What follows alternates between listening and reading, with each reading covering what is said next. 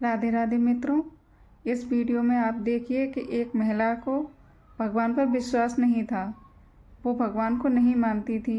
उनको ऐसा लगता था कि जो लोग भगवान की पूजा करते हैं उनको ज़्यादा कष्ट मिलते हैं। तो देखिए, श्री पूज्य अनिरुद्धाचार्य जी महाराज गुरु जी ने उस महिला का कैसे मार्गदर्शन किया और कैसे उसके भगवान पर विश्वास दिलाया। देखिए इस वीडियो में। राधे राधे गुरु जी। हाँ। मेरा एक प्रश्न है, मैं बचपन से देखती आ रही हूँ, जो लोग नियम धर्म कर्म से मन से बहुत भक्ति करते हैं उनके जीवन में बहुत कष्ट है। सबके जीवन में कष्ट है जो भी भक्ति करते हैं। मैं भी ठाकुर जी को मानती हूँ, उनके इर्द गिर्द ही मेरे विचार रहते हैं, लेकिन इतने नियम मैं नहीं पालन कर सकती। जो थोड़ा होता है वो मैं करती हूँ, लेकिन जो ज़्यादा नियम पालन करते हैं इतना कष्ट में रहते हैं, फिर भी उनके साथ तर ब तर उल्टा होता ही जाता है। तो कहते हैं कि ये सब कर्मों का खेल है, उनके कर्म है, जैसे वो कभी कुछ पिछले जन्म में किया होगा, कभी इस जन्म में किया होगा, उनका फल है उनका दुख। लेकिन मेरे को ये समझ नहीं आता कि जब कर्म करके फल लेना है, कर्म करके फल लेना है, तो वो भक्ति का उसमें क्या योगदान है, वही मेरे को। और जब भगवान कहते हैं कि मेरी आप भक्ति करोगे तो मैं हर चीज़ से आपको मुक्त कर दूंगा, आपके लिए जीवन आसान कर दूंगा, तो फिर कर्म का दोष कैसे लगेगा, मुझे वो समझ नहीं आता। वाह, सुंदर प्रश्न है, इसलिए ताली बजाओ।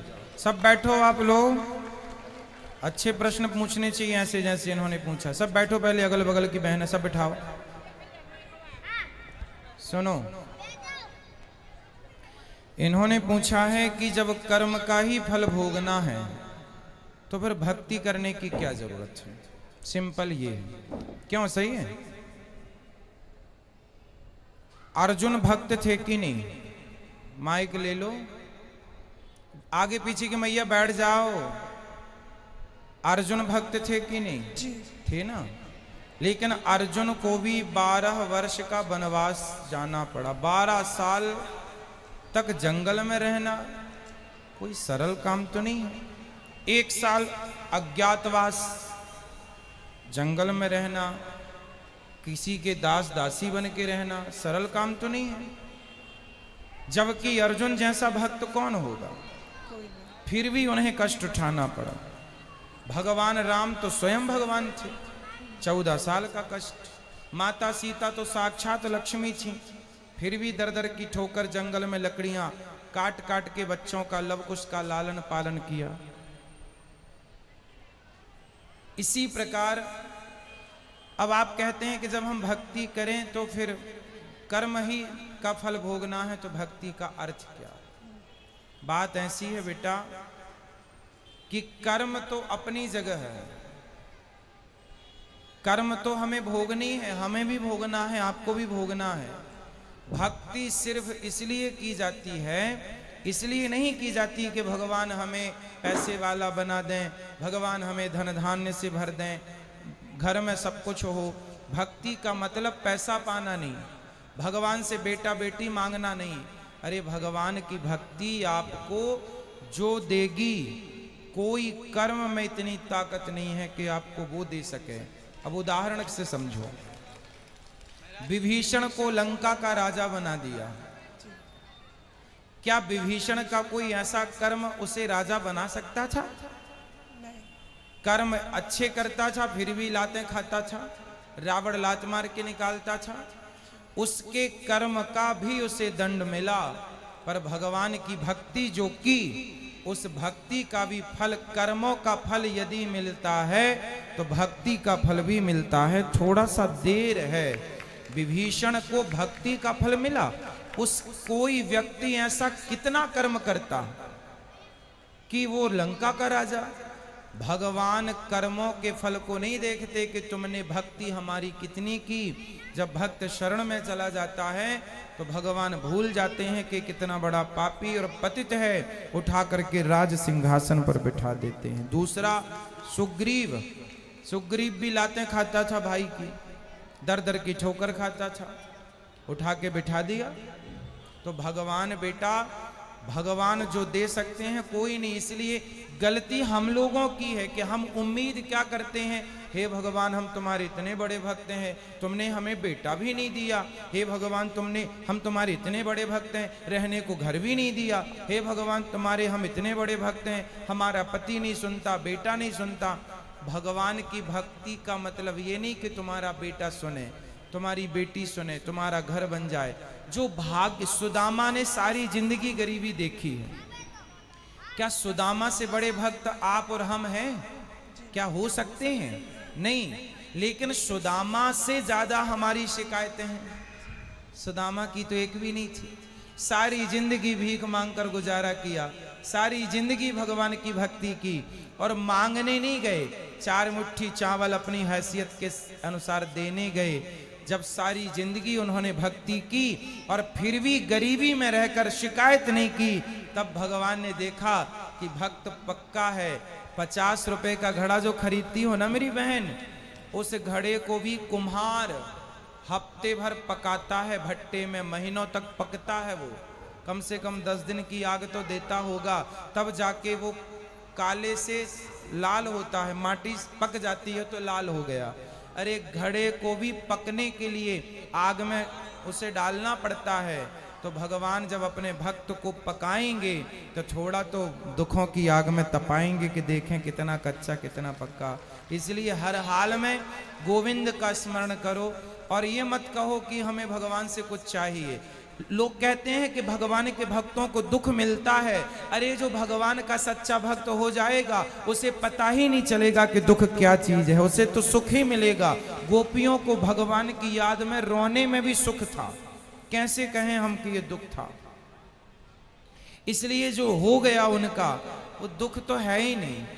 दुख तो वो लोग दुखी हैं जो कोठी बंगलों में रहकर भी जो ईश्वर को भूला पड़ा है, वो सब दुखी हैं। और जो ईश्वर की शरण में है, याद कर रहे हैं, सब सुखी हैं। अब उस सुख को आप दुख मान रहे हैं वो अलग विषय है। इच्छाएं ज्यादा है ना बेटा आपके अंदर, इसलिए वो इच्छाएं आपको दुखी बनाती रहती। इच्छाएं छोड़ के एक बार शरण में चले जाओ, वो कभी ना पाया होगा आपने जो शरण में जाकर के प्राप्त हो जाएगा।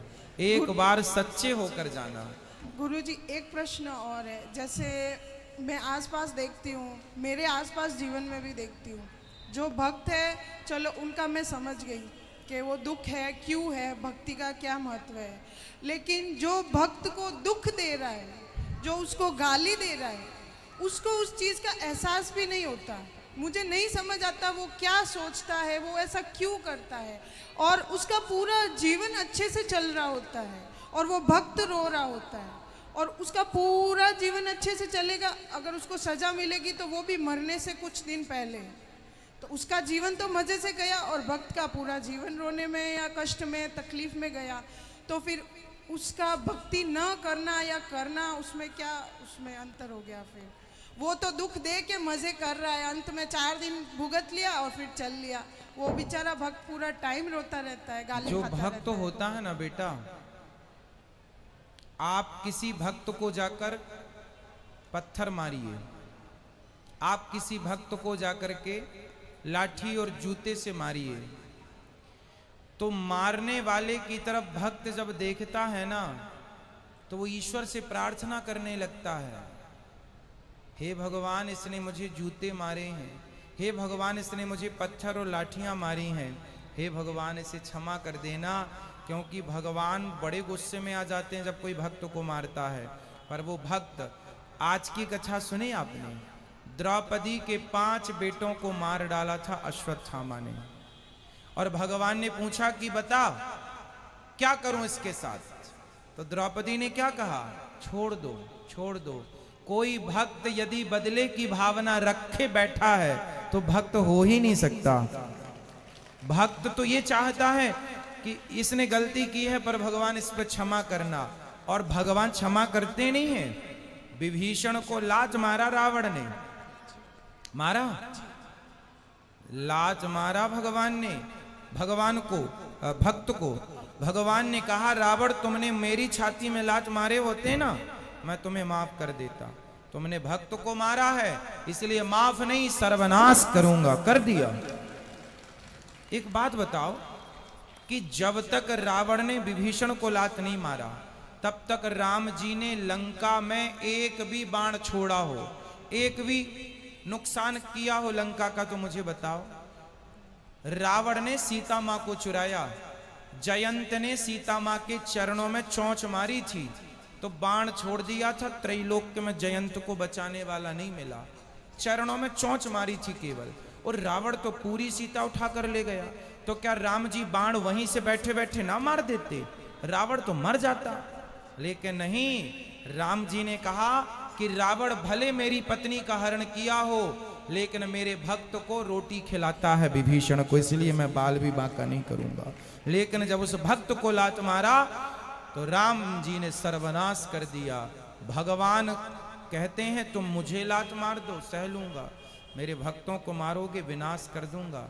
इसलिए मेरी बहन, आप जो कह रही हैं कि भक्तों का अपमान करके लोग मजे से रहते हैं, नहीं, उनको जब मिलेगा ना दंड, भगवान थोड़ा सा देर, God mills grind slow but sure, ईश्वर थोड़ा धीरे चक्की चलाते हैं। पिसता है उनके घर आटा धीरे, पर पिसता जरूर है। हिसाब तो पाई पाई का रखते हैं ना भगवान, जब देंगे ना तो खूब नानी याद आएगी। और आप ये मत सोचो जैसे मैंने, आप भक्त हो, आप भक्त हो और मैंने आज आपको अपमानित किया, आपको मारा मैंने, तो आप तो भक्त हैं, आप तो मेरे से कोई ना कुछ ना कहेंगे और मैं तो मौत से रह रहा हूं। लेकिन मेरे जीवन के आखिरी तक और जो अगला जन्म होगा वो सारे जन्म में इस जन्म का ये दंड भोगना पड़ेगा। कोई अंधा है, कोई लंगड़ा है, कोई बहरा है, क्यों है? किसी जन्म का तो हिसाब चुक रहा है ये। क्यों लोग घिसट घिसट के चल रहे हैं? क्यों चप्पल पांव में ना पहन के हाथ में पहनना पड़ रहा है? ये आज का ही कर्म दंड थोड़ी है, ये किसी ना किसी जन्म का कर्म दंड ही तो भोग रहा है।